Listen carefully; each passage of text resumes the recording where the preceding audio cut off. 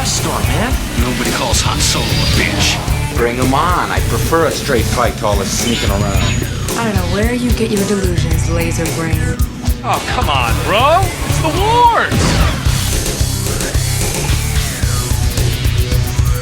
We are less than a week away from the release of Obi-Wan Kenobi, and the excitement's building.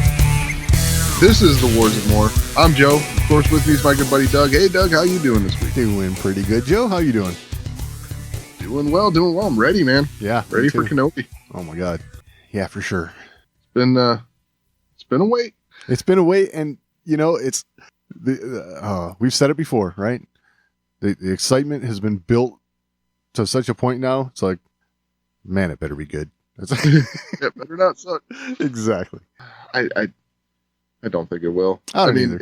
It's and we'll get in more into Kenobi later, but it's exciting because they're bringing all the Inquisitors and stuff in too, and that just adds to it.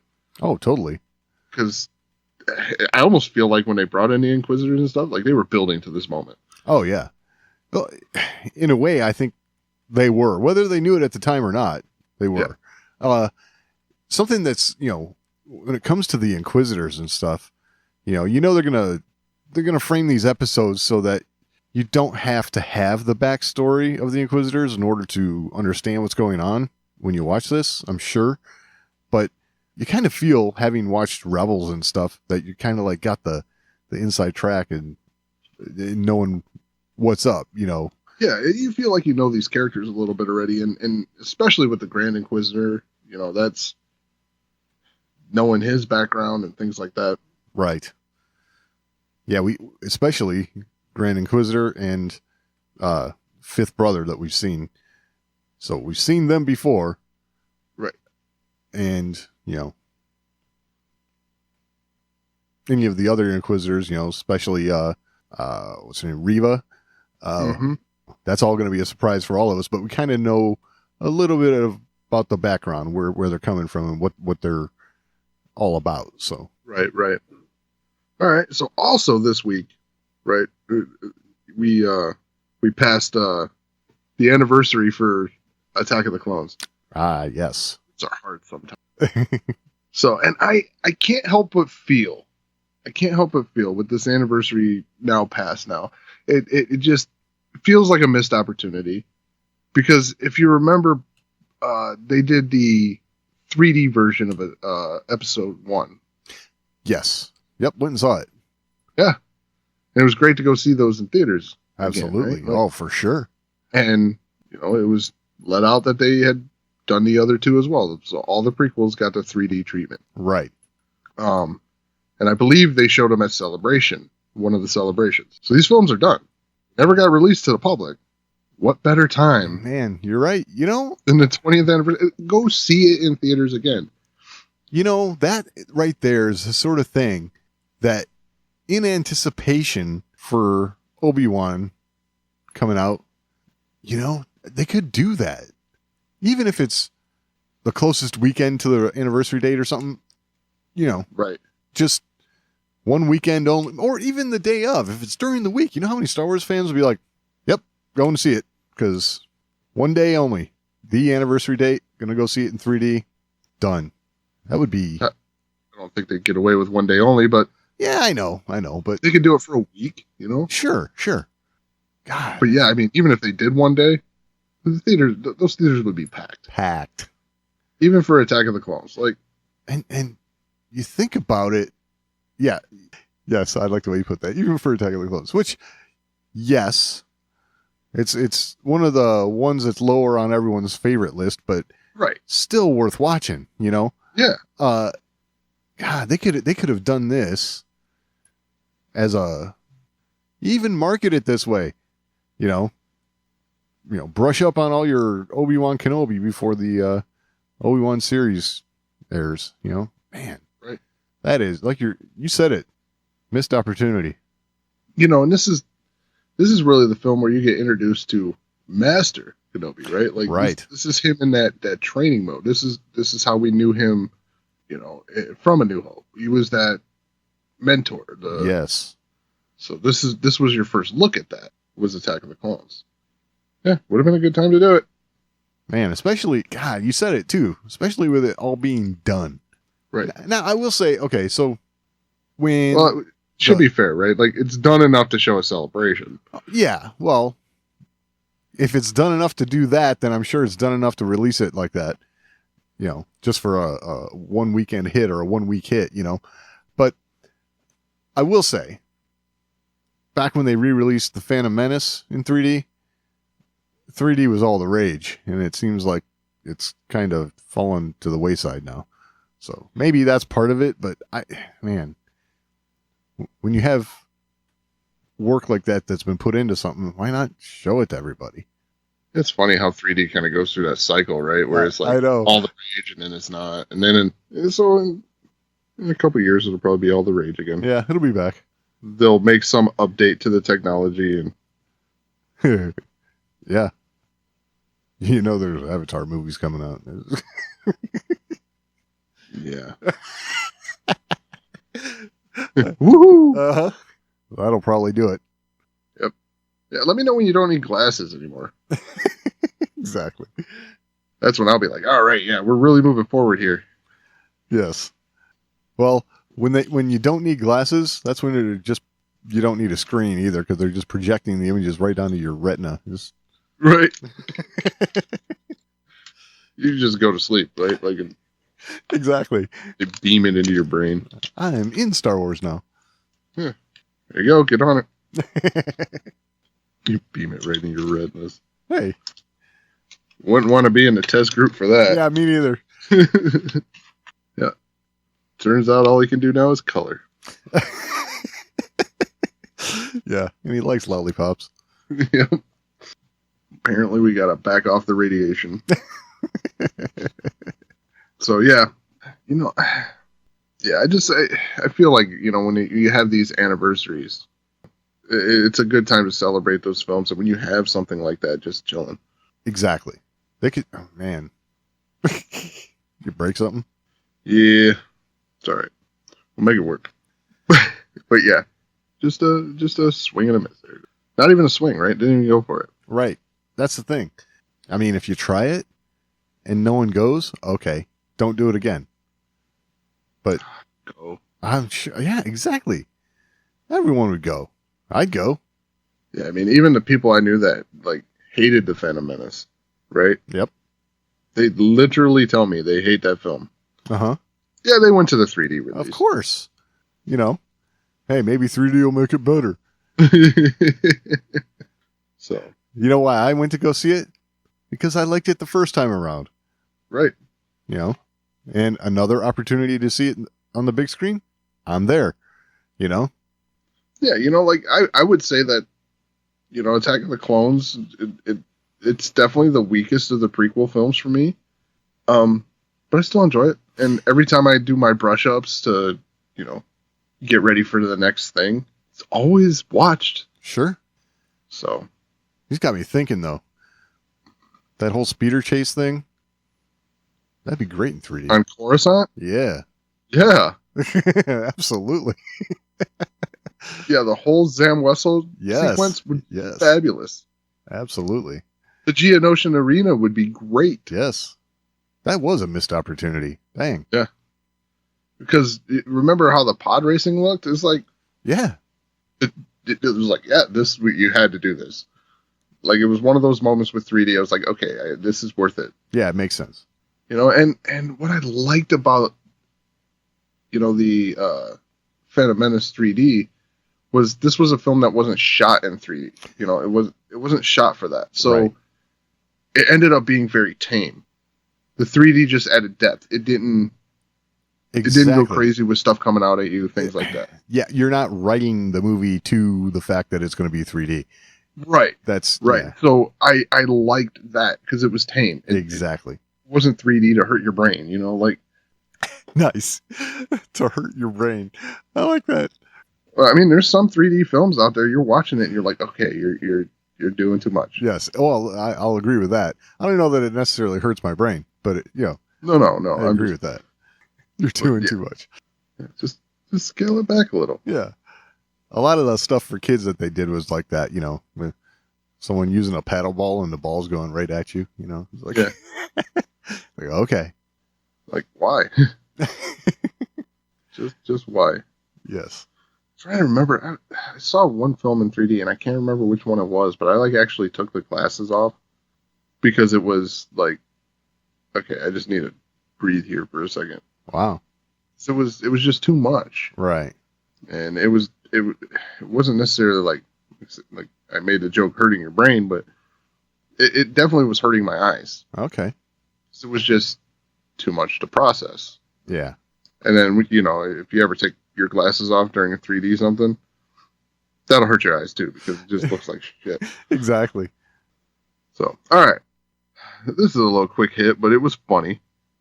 Bryce Dallas Howard. So she was being interviewed, Uh-huh. and she was asked if there was a character or storyline that would get her to direct a Star Wars film. And she says, "Oh my goodness, I think it would take someone asking me." So, to hell with a particular character or storyline, just ask. Right, exactly. We're doing a documentary on Star Wars. I'm in. Exactly. I'm in. Yeah. Yep. Doesn't matter what. Yep. Yeah, a documentary on the Jawas. Yep. There you go. Yeah, totally. I mean, After the Mandalorian and stuff, it's a little more interesting. that's true. That is true. Yeah, I was trying to think of something really obscure, but you know, everything's kind of fascinating in Star Wars. So, I mean, but yeah, she's done work in the franchise, so you know, it's not really a stretch that you know she would want to do more if she liked it. You know, so Well, I mean, you got Taika working on one, right? So it's not like it's outside the realm of possibility for someone who's directed one of these series right. to end up doing a film. I mean, it's a 6-part event for Kenobi. I mean, this is basically a film, Yeah, just a real long one. And you know, they pulled Deborah Chow over for that. So, and everything I've seen, like trailer wise for Kenobi, it looks more like a film than a series. So I gotta agree. I mean, the scale does look epic in it. That's for sure. it really does. It really does. It really looks like they're putting a lot into this. Yes. But they know they can't shortchange people with this one. I was gonna say this one. Yeah, this one's got to be the home run. That's for sure. In another week, we'll see if Disney Plus loses a lot of subscribers. Right. Hopefully not. Hopefully it's It'll be a nice jump at first, right? Oh yeah, exactly. With everybody that cancels their stuff and then brings it back when something comes out that they want to watch. Right. All right. So moving on. So Star Wars Celebration. Yeah. They have finally made the announcement that they will be doing their live stream again. Nice. So they'll be streaming panels. They'll have exclusive interviews and probably stuff from the live stage right there on the show floor. This is awesome to hear because for all of us who can't make it out there, this is our way to get in a little bit, you know? Right. And we'll do our best if there's any highlights to highlight them here. Oh, absolutely. Yeah, I'm excited for this because I'm really bummed I'm not going to this one. I made it to the last 2. Right. At least I get to enjoy it a little bit. Yep.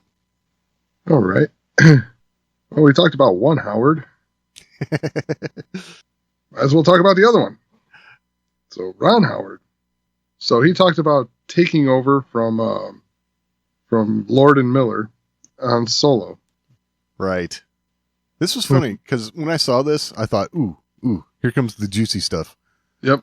But no, Ron Howard, ever the diplomat. Always. Yeah. So it's funny how he puts this line. It cracked me up. He says, "I understood that this difference had created a schism to the point where they weren't going to be able to go on working together." I was like, what? Who? Lord and Miller? Right? He goes on. And that was really unfortunate because I like Phil and Chris. And I also admire them.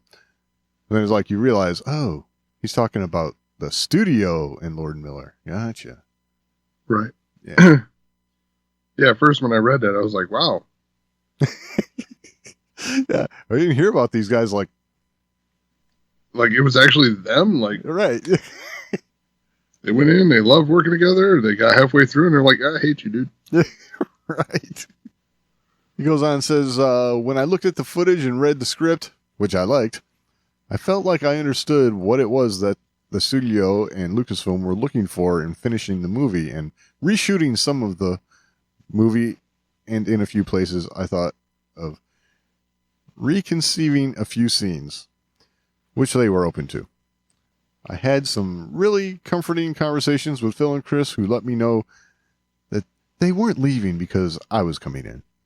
Oh, it's good that the guys that just got fired are reassuring the guy that's coming in. Exactly. I can't say just got fired necessarily, but I think wasn't this one of those they'll no longer be working on this project because of creative differences.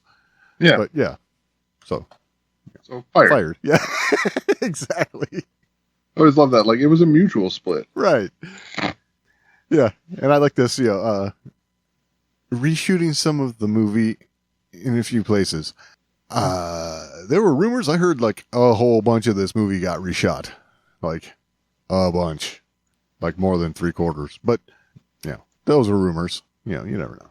Yeah, I like how he's like, yeah, when I looked at the footage and read the script, which I liked, he says that, but then he says, I felt like I understood what it was the studio and Lucasfilm were looking for in finishing it. So it's like he realized what sucked. Well, like, I think he understood what the studio was looking for because he had a meeting with the studio and they said, this piece of crap they're doing is not what we're looking for. We've seen the dailies. This ain't it. Right. So I think that's we thought we were going to get something different when we got the Lego guys. Yeah. I did hear that though. I heard these rumors from the set, right? That everything that they were doing was this really slapsticky type of humor, I don't know that really, I shouldn't say that, right? Because what is it you want them to release? Detours. Exactly. Slapsticky. But in a quote unquote canon movie, I don't know that applies, So right. Oh yeah, it definitely doesn't apply. You're gonna tell Han Solo's backstory and you're gonna make Lego movie? Not the way to go about it. Right. So okay. There's this other part. He says, for me, it was an absolute exercise in professionalism and friendship, and it indirectly led to a season of Willow, which we're doing now with John Kasdan. I kind of get the feeling that same meeting I was talking about, he says, okay, I'll go in and fix your Han Solo movie. You'll let me do Willow. It's like, Either that or they brought him into the meeting, threw it out there. He said no. Right. And they said, oh, but what if we let you do Willow?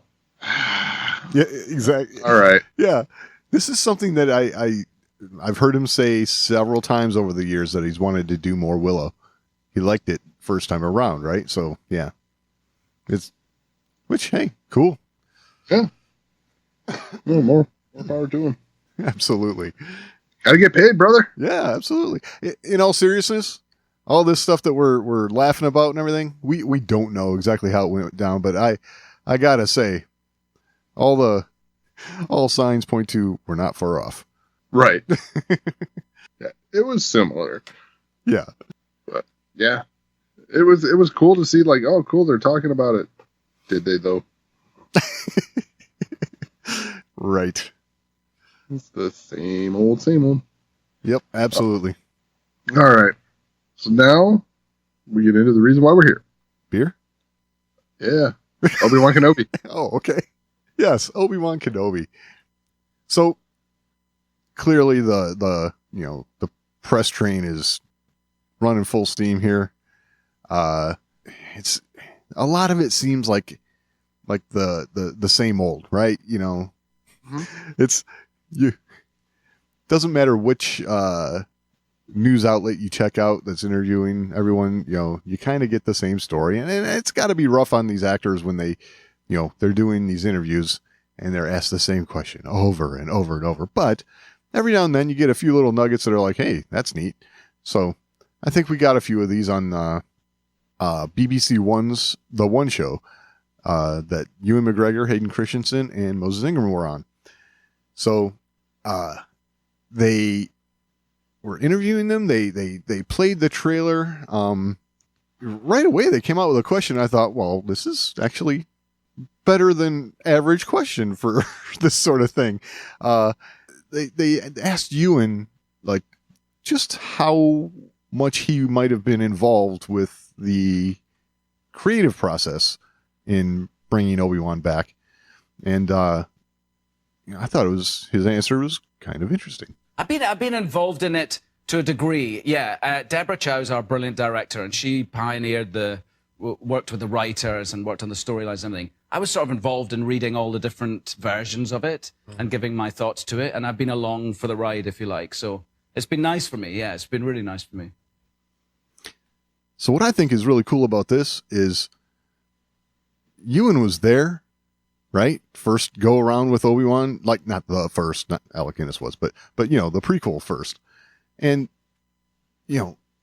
he was there and got to have George's insight and maybe be able to convey some of that here. I like this. He has a deep relationship with that character from the prequels that he can, just express his thoughts on during the creative process. They're not asking him to write anything or anything like that, but it's like, his input. It's kind of nice. Mm-hmm. Yeah, I mean, I thought the question was interesting because it's like, I didn't really know he was really involved at all in the creative process. Like, other than like, okay, this character, like, at the direction level, right? The director might ask, you've done this before. Right. Yeah, exactly. Now, the way he made it sound is like, they were probably doing table reads, and as they're doing that, I'm sure this is kind of how the industry works to some degree. He could throw his input in there, and the writers are there and able to say, oh, okay, shouldn't do it that way, let's do it this way. And he might have something to say about the new way they're going to approach some dialogue or something like that. That's the kind of stuff that I think his, we'll call it insight from 20 years ago, is going to play a pivotal role, so just kind of cool. Yeah, absolutely. And then, okay, so, Moses Ingram being like, she doesn't have this as much of a deep background into Star Wars, right? So she kind of gets a couple softball questions, I will say, but, I like they preface this question with, okay, in the trailer we see your character has a red lightsaber, so that means something. Kind of the bad guy then, right? And yeah, here's what she said about that. That she's passionate and fearless, and she will cut anybody down that's in her way. And I think people will be able to identify with someone who shows up. I think Reva shows up. Yeah. Passionate, fearless, and will cut anyone down in her way. Okay. So, what she say there? Like, I think everyone will be able to connect with someone who shows up. Well, okay. And then it says, I think Reva shows up. Right. Okay, you're picking up on something that I did too, and I'm not quite sure how to. Do you want me to replay this? I'm thinking I'm going to replay this. Yeah, I think let's listen to that again. Yes.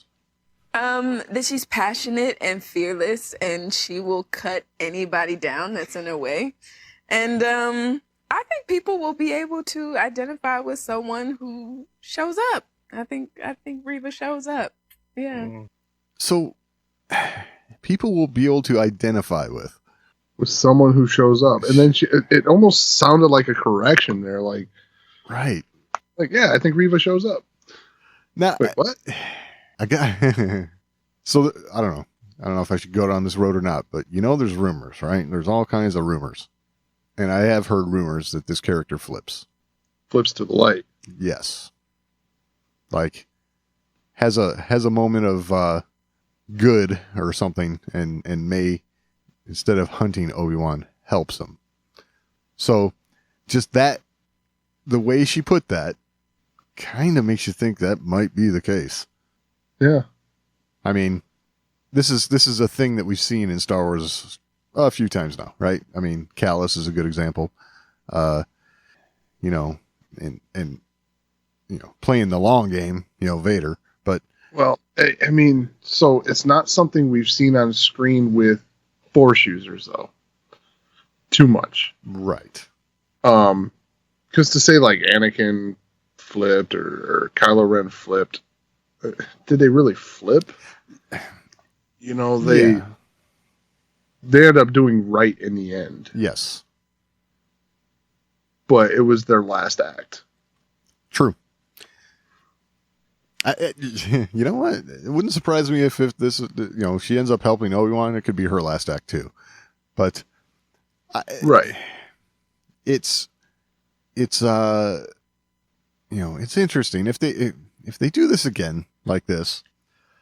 You know, I'm sure it's going to be done well, but it's like, okay, we need to think of something new here. You know what I mean? Right. But yeah, I don't know. That one did catch me off guard a little bit. The way she said that, it felt like she wanted to say something, but her way of trying to say something without saying something was that, yeah, Reva shows up. So, Right. We'll see. Yeah, I hate to put it like this, but like, she's the one you press, right? Absolutely. Yeah. I mean, this is her first time being involved with Star Wars. So, Right. yeah. She's young. She's new to Star Wars. Yes. You know, she's the one you get to slip. Right. I mean, we'll talk about Hayden later, but I think that's why Hayden doesn't say that much, right? Like, I feel like if he does, he'll slip. Oh, yeah. Yeah. He just keeps his mouth shut. Exactly. Whereas Ewan's been talking circles for so long, he's like, I got this. Yeah, exactly. He is the guy. Yeah, Hayden. Yeah, he's got like his 3 things that he says. That's It was exciting. yes. It was very special. It was special. And I had a lot of fun.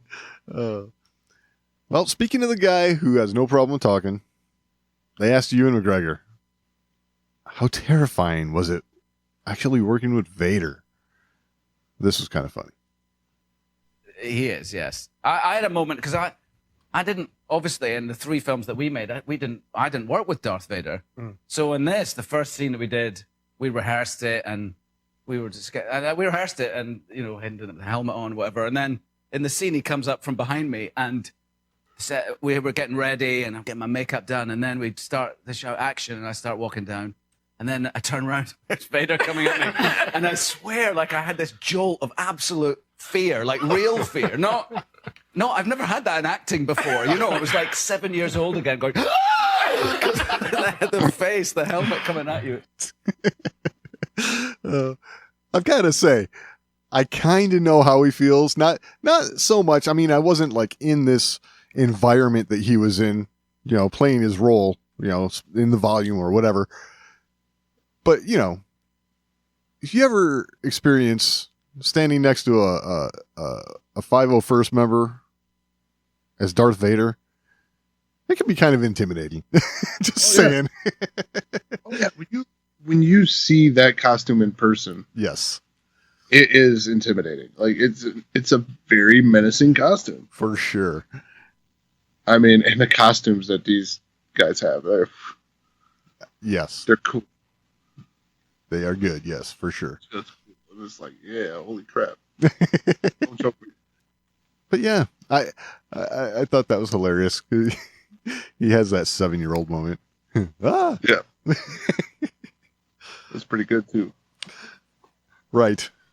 So they end up asking Hayden, like, you know, a couple things. You know, they ask him about, you know, what it was like actually playing Darth Vader, you know, more than he got to in episode 3. You know, he talks about what do you say? The costume did the heavy lifting for him, right? Which, you kind of makes sense because, there's only so, Tim Morrison talks about, the acting behind the mask you do, and there's got to be some of that, but, he did say something which I thought was kind of funny. They asked because they, he's played Anakin, now he's played Vader, like in a real sense. And they asked him which he likes doing better. I guess I have a certain affection for the dark side, and that it is. I like exploring that whole sort of headspace. It was a lot of fun. So apparently, Hayden likes the bad character he gets to play. Well, I can see that. Yeah, I mean, look at episode 3, right? Yeah, yes. When he turned, yes, it was brilliant. It was. How should I put it? More. I don't want to say believable, but you get what I'm meaning, right? It was more genuine, the dark side Anakin. So yeah, I felt like he did a better job with all of the emotion that they were trying to relay through, all the emotion they were trying to relay for the character. Yep. He did a better job when there was rage behind it. Yeah. As opposed to the repression. Yeah. I mean, there are parts where, as Jedi Anakin can almost come across as, I don't want to say whiny, but you know what I mean? Like yeah. Yeah. When he was repressing those feelings, it did come across a little whiny. Right. But when he was able to put the rage behind it, yeah, it was really good. It was really, he definitely fared better with the anger and all that. Yeah, totally. Than with, like I said, repressing those emotions and like trying to hold them back. He did fine. Yeah. And I don't want to come across like my whiny comment is like a flaw in the character because I think it was intended to be that way, right? Oh, agreed. And I don't, I don't view it as a bad thing, but it certainly, I don't know. You definitely, like you said, the rage, the all of the dark moments for him in episode 3 are definitely the high points for sure. So, yeah, when he can just give into that, right, and just really express all that emotion, it was better. Yeah, totally. But like, it's not an easy thing to do, right? To express emotion, but act like you're repressing it at the same time. Yeah, it's true. So I think he did the best he could, and I don't think you would have found anyone to do it better. Like, true, absolutely. Yeah, we want you to be emotional, but kind of try to hold back. Yeah. Hey, how the hell you do that? Yeah. I mean, with everything that you're saying right now, I'm reminded of the scene, Anakin and Padme, at the beginning of the film, where he finds out she's pregnant, and his acting right there is pretty good in my opinion. I feel, I want to say, the conflict coming from the character, but or whatever it is, but it's there's apprehension, there's there's a little bit of that, this is awesome, but I'm screwed. Exactly. Yeah. Yes.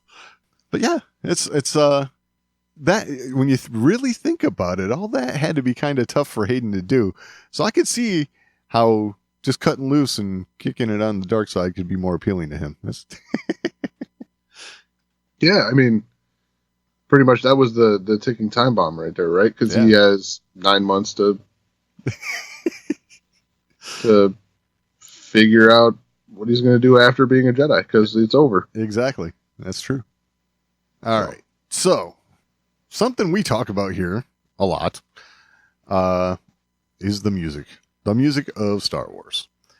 Mm-hmm. And we talk about John Williams and all of that. And they asked Ewan McGregor, you know, I think it's common knowledge. Everyone knows. So folks doing the interview stated as much that we know there's going to be a new theme for Kenobi penned by John Williams. And they asked Ewan if he's heard it. So, and I got to say, being in Ewan's position, he got to do something that, man, I'm sure all of us as Star Wars fans, we'd pay good money for this. So, oh yeah. I listened to it. I mean, they recorded it in Los Angeles with an orchestra, and it was a big deal for them to be able to do that during, you know, with COVID and the lockdown and everything. But they managed to swing it, but they didn't allow anyone to go and watch, and it was a real. I'm so sad. You got to go there. I wasn't actually there, but they gave me a link, so I was able to listen to it live. Oh. And I just sat and I listened to, like, for an hour. They were listening to him speaking to the orchestra, and he never gave Obi-Wan Kenobi a theme in the original films, and he always felt like he wished he had. So he's written one for this, and it's really special, you know. It's so special to listen to it happening, to being recorded was really amazing. Yeah, I think we'd all pay money for that. Yep. To listen to the orchestration, yeah. Right. I mean, to hear, you know, we've gotten little bits and pieces here and there from the behind the scenes stuff, but to hear, like he said, what was it, over an hour's worth of John Williams interacting with the orchestra and getting what he wants out of them for this piece of music would, my God, that would just be, as somebody who's into music, that would be awesome. Yeah, is there this is the master at work, right? Like, exactly. There's no one else that I could think I'd rather hear this from, like, see this process. Right. You think about it, you have an orchestra full of master musicians, right? And then the maestro himself, who knows how to get what he wants out of great musicians like that. That's, you know, that whole process would just be, just pull the curtain back on that. That would it'd be awesome to see. I don't know. And I can't wait to hear the piece of music now. You know, couldn't be for. Oh, they're definitely hyping it. Yeah, for sure. So not long though. Yeah, not long. I'm sure we're gonna hear it right out front. Oh, I'm sure. So there was one last question they asked about that. Oh, you know what? I think I missed one here. Ah, yes, I did. This isn't the last one, but they asked Moses Ingram another question. Basically, this is the hey, you're the new kid on the block here. You know, what's it? You what was this using? The Queen's Gambit, you know, and that did really well with that. And what was it? Emmy nominated, I think, something like that. Mm-hmm. And you know, you go right from that into Star Wars. So I asked her what that was like. It's pretty insane. All of it is it's really hard to wrap my brain around what's happening. I try to get really good mental pictures of everything. It's like, hold on, girl. Hold on. Keep the memories, you know. It's happening fast, but I'm happy to be here for sure. I got to say, I like that. This is somebody. I like that a lot. Yeah, this is somebody who is aware that this whirlwind that you're in here, don't forget to pay attention to what's going on right now. You know, that's live life, right? Like, exactly. Enjoy the moment. And like, yeah, and I like that she's like, you know, make that mental picture, you know. Yes. It's not like, oh, I got to get my phone and record this. Like, no, remember it. Exactly. Remember Put it. that in a memory bank. Like, live it, feel it. Be in the moment. Yes. Yeah. I love that. That's an inspiring statement, is what that is. That's why I liked it so much. Yes, for sure. It's something that we all need to keep in mind throughout our daily lives, because there are tiny moments like that we need to, like, be present in. Yeah, that's brilliant. I really liked hearing that from her, and I'm really excited to see her in Kenobi here because, yeah, I'm really digging the vibe she's putting down. Right? Yeah, like me too, for sure. So this one was kind of funny. This is the last one I got from this, but all right.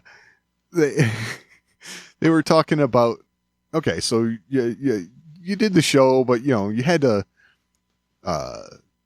They started showing them a clip of, we all know it, right? It's the behind the scenes stuff from episode 3 where Hayden and Ewan are practicing their lightsaber skills and there has so getting back into this, you had to do some lightsaber training and stuff, and so were you a little rusty or what? They came back just like that. I was in there trying to like learn stuff, and they had it all figured out. Like, oh, I don't want to be the one that messed this up. We started together, didn't we? We started like we started shooting in April or May, I can't remember, but we started in January because the fight sequences are unbelievably tiring to do. I'm 51 now. It was 50 then. I thought you're not 51. Ah, I am. I'm 51, so I thought, oh my God, I've got to be up to speed because I knew so. My fitness was like really important. We started working out three times a week with the stunt guys and the fight guys, and it's amazing how just training to do that kind of thing does lift your fitness. That is funny, isn't it? I mean, I can only imagine what it must have looked like from Moses Ingram's point of view. Ewan hasn't done this in 20 years, but he has done it. So he probably walked in the door of their lightsaber training. He's like, okay, dust off the cobwebs, but, I remember some of this, right? She was going in cold and had to learn it all from scratch, So it's. And that's kind of cool because, like, you get that. That would be intimidating, right? You had these two guys who had this extensive work. Yes. That they did 20 years ago. Right. Almost 20 years ago. Yeah, almost. 17 years ago. Yeah, I keep thinking 20 because of the 20 you talked about with the Attack of the Clones earlier. Sorry. Right. The episode 3 fight, that was 17 years ago. Right. But actually probably closer to 20 for them because they shot it before. Yeah. Probably 18 or 19 years, yeah. But yeah, you got these guys that have done this and they're just unlocking a memory. Exactly. They're getting that muscle memory back and doing it again. Where, like you said, she's coming in cold. That would be a little intimidating. It would be. But then Ewan clarifies, they worked, from January they started working on that stuff. Yep, months ahead of filming. So yeah, you get 3 months of practice. And I gotta say, you have to appreciate the work that these actors put into making these shows. I mean, it's. Yeah, 3 months before filming, they're starting to work on their fight sequences and stuff, and getting in shape to do it. It's not like they show up on the day of shooting and like, okay, here I am. Let's do this. It's not like that for sure. Well, that's something that the prequels, really started to make was this these fight sequences like that, and the dedication and hard work they had to go into that, because in order to look that fluid and look that competent doing this stuff, they had to train. Absolutely. And they weren't just stunt doubles going in there and doing this, because you needed some of these. You got in these battles where they're face to face. Oh yeah, good luck doing that with a stunt double, and making it look good. Right. So you got to go through some of these moves, and it sounds like really they went through most of them. Yeah. The stunt doubles did the flippy shit, right? Right, exactly that, or a force push or something like that. But that kind of stuff, yes. But all the stuff, like you said, where you can absolutely tell it is the actor doing this. That is, that's what they put all that time and hard work in for. So and I don't know. I love it. I love hearing that we're going to get good lightsaber action. That's Oh yeah, that was a little bit of not really a slip, but kind of. Well, I would say from that conversation we could deduce that Obi-Wan and Reva are going to be battling. Crossing blades. Yeah, crossing blades. Yes. And crossing blades in a manner that makes him go, yeah, man, I'm 51. Like yeah, exactly. Yes. Yeah. I'm getting too old for this sort of thing. Yes. Exactly. All right, so there was a new TV spot as well. And I got to say, there not much new, if any. I don't think there's any new footage. No, I don't think there was anything new. It was kind of like just reorganized and, Yeah, a little reorganized, and, it's got the in 2 weeks, like, right. all that good stuff. But I will say what they've done with Rupert Friend's voice, which may just be like we talked about it a little beforehand. It may just be bringing it up in the mix and making it more prominent, much more convincing as the Grand Inquisitor. I heard that and I was like, oh yeah, now I hear it. Right. In the first trailer, I was like, huh. I thought it was Hayden talking at first. Right. Yeah, I what I noticed from that, just off the top of my head is that yes, the voice was much more prominent in the mix. The first trailer, teaser, or whatever it was, it seemed like he was kind of like almost had that like talking in the middle of a hall kind of, right, feel to it, where it's a little far off, a lot of music and sound effects going on around it, where this time it was much more up front. So and this, this could all be done, specifically for these trailers, right? They've got all of these tracks and they can separate them out and mix them however they want. But I think that has something to do with it for this. But I will say, I do agree with you. It sounded more authoritative. It sounded more like what I said before. We have this little insight into the Inquisitors and stuff. It sounded more like what we know of the Grand Inquisitor. Mm-hmm. No, like this time I heard it. Like, right. Oh, there it is. Exactly. Yeah, now I believe it. Yes. Yeah. At first I'm like, ooh, did they make the right choice? Like, I feel like his voice was kind of one of those things, right? Because, it was Jason Isaacs, right? Like, right, yeah. His voice was kind of the reason why he was so menacing. Yeah, totally. So, but hearing it this time, I'm like, okay, yeah, there's the authority. There's the menace. But like, not just authoritative and menacing, but like calm. Like creepy calm, right? Yeah. Yeah, totally. That was always his thing. He was so, bad guys are always like high emotion and like things like, he was so calm. Yeah. Calm, and when you put that together with the words that he was saying, right? The Jedi leave a trail. Yep. It's like, oh, yeah, you've done this. Yeah. The key to hunting Jedi is patience. Right. Wait, I thought patience was a y'all's thing. Yeah, I know. But it's kind of cool. I don't know. I agree. Sounds way better this time around, and God, I can't wait. A week. Right. A week. And we get to see the first two. That's the best part, right? That is the best part. We initially thought we were just getting one. We're getting two. Yep. Now, the thing that sucks about that is, like, because I gotta say, I've kind of enjoyed this weekly release schedule. Yeah. Me too. It's weird to say, right?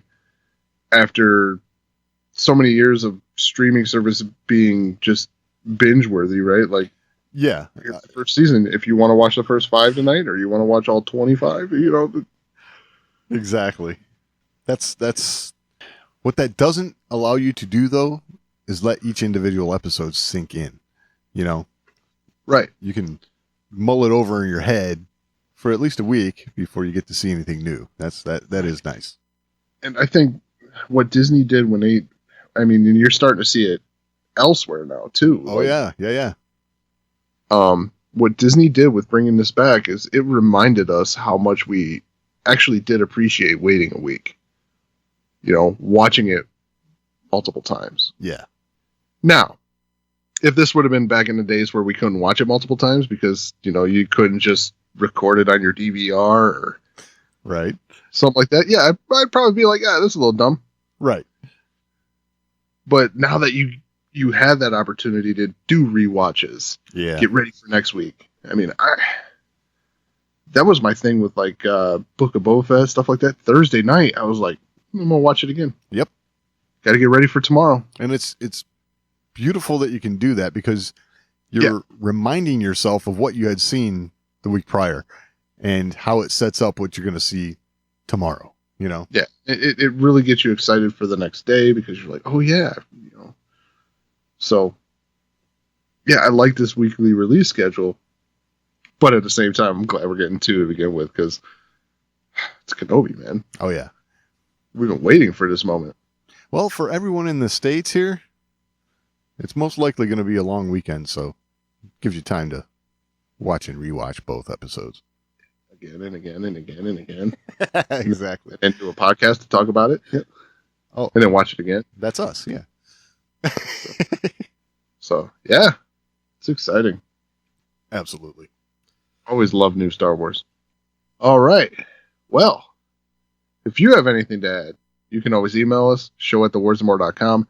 That's the best way to get a hold of us. We're also on social media, @thewarsandmore on Twitter, facebook.com/thewarsandmore, @thewarsandmore on Instagram. Find all that and all the ways to find the show over at thewarsandmore.com. Any final thoughts this week, Doug? No, I think that about covers it. All right. We will talk next week.